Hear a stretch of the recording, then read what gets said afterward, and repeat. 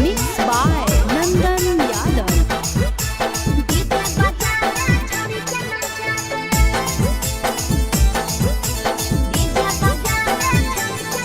आगे कथी के बिजनेस करो पहुनवा हमरा बतावेंगे।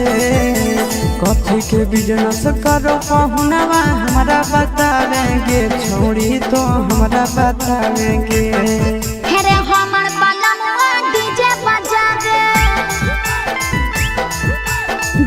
बजावे छड़ी के नचावे। हमर बलमुआ डीजे बजावे।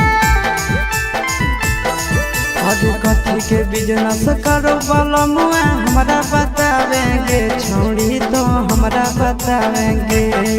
हेरे हमर बलमुआ डीजे बजावे छड़ी के नचावे।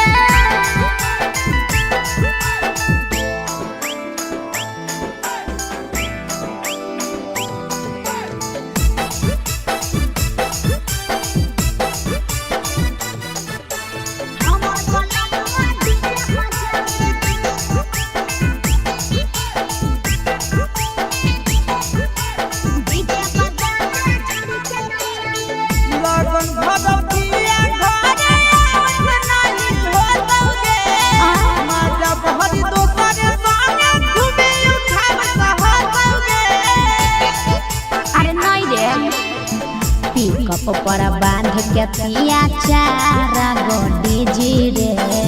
भर लगन रहो है छाड़ा बड़ी बिजी रे।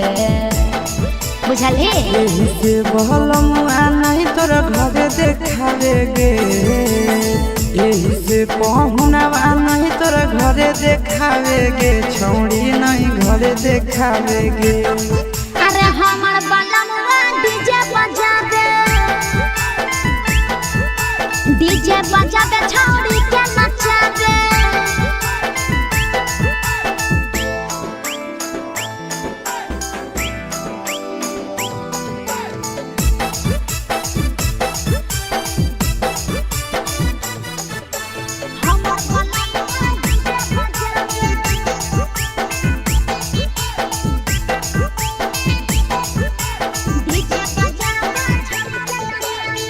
लाल पियर हरियर खूबे जरता लइटा लगे। आशीष नंदन के बजता झुमटा लगे। पागल कहीं पे सैया वाला डीजे के हमर सभे है दीवाना रे। बाजो है डीजे पर लिखल प्रिंस प्रिया के गाना रे।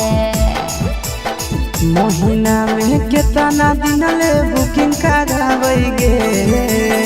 महीना में कितना दिन ले बुकिंग चलावेगे। छोड़ी आगे बुकिंग करावेगे। हेरे